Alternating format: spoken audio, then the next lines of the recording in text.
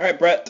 Today we had our first lesson of the season. Worked a little bit last year on just trying to square away a lot of pre-shot stuff specifically, but wanted to get the sense and the feel of getting your body in sequence. Last year a little drill that we used was trying to kind of feel like your hands were dead, relaxing them from the takeaway, and just letting your body sort of take over. And with a little bit of that practice, you were doing really well, but it kind of fell apart. And obviously, we always have the tendencies to revert and see some old habits kind of creep in, and that's sort of what I think happened for you. Part of the process is understanding that A, that's going to happen, and B, why did it happen, and what did you do to get out of it. So the biggest thing that I want you to see today is that we completely changed your ball flight in an hour, which is not common, but we were able to get you that penetrating draw versus that kind of open face, over-the-top, weak fade. But just simply understanding why you were specifically, seeing that weaker ball flight. So a couple things, just a couple little pre-shot things to start out. I have you on some down-the-line views here that I wanted to focus on the swing, but a couple of pre-shot things. The grip, we wanted to strengthen both hands just a little bit, specifically the left hand.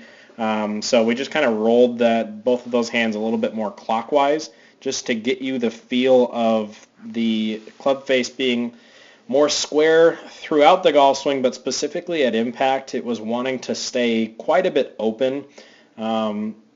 Really throughout the swing, you kind of had a tendency to roll it away to begin with, and as you came through, you would kind of lead with the hands a little bit, and that a lot of times doesn't allow that club face to turn over.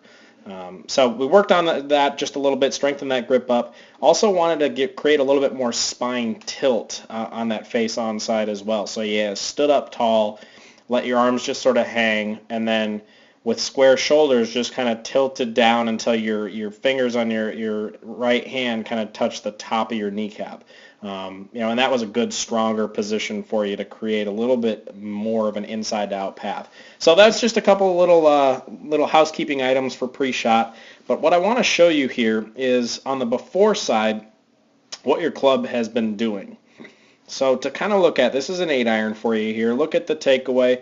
Maybe a little bit armsy and definitely a little inside, but we're going to get you set up to the top here. And just as a position goes right here, you're in a pretty good spot. I wouldn't say that there's too much going on that's going to cause major issues here.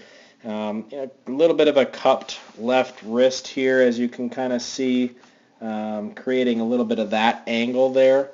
And that can cause some club face issues as well, but nothing really major. What I wanted you to see was mainly on the way down. Look at this first move from the top is really more arms yanking that club down. What we learn is that as your arms come down and the club is being pulled down from an upright or a top position, the shaft of the club gets very steep. Look how up and down that shaft is right there. These two lines between your plane line that we had and this shaft line should be pretty much parallel at this point. And as you can see, we're not quite close to that. So just kind of looking at that, as you can see, as we start to move further and further forward, where the club head's going to want to go. And as you'll see, as we keep moving here, we enter the golf ball from over the top of that line. It's called over the top. And it comes kind of wipes across it from the outside in. You're athletically able to still find the center of the club face a lot when you do that, which is impressive, but again, it's working too hard at it. So what I wanted you to see here, this is actually on the right-hand side. This is actually a swing that is sort of in between a couple of swings. I had you kind of work on trying to turn that body on the way back, try to get the club more behind you versus lifting it up with your arms.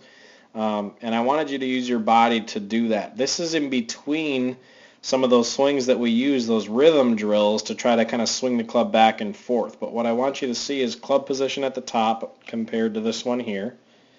Okay. pretty similar, not a whole lot of difference, but watch the move from the top.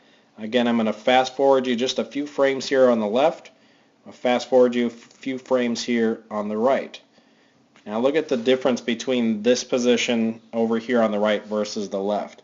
If I simply draw a line up your shaft on both sides, we can see that the club is absolutely going to come into that impact zone in a completely different area.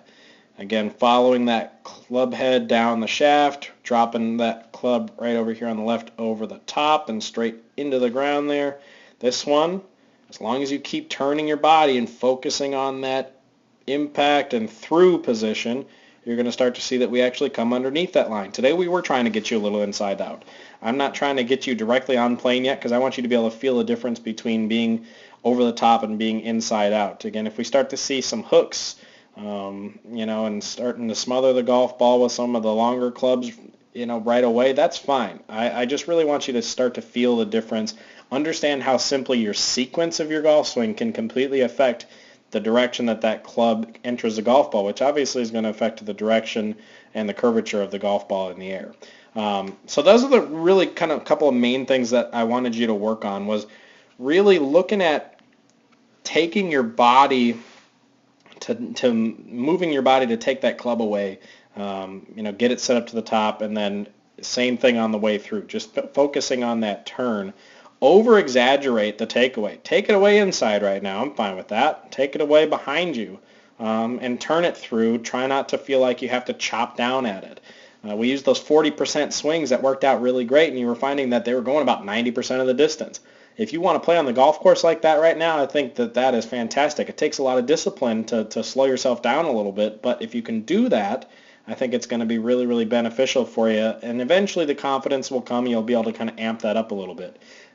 So just kind of work on those couple of things. Again, pre-shot, grip strengthened a little bit. You have the spine tilt at address, and then simply in the swing, over-exaggerate that finish, that follow-through, and just kind of get your body a little bit more involved. We're trying to get the hands and the arms out of it as much as possible, at least for right now.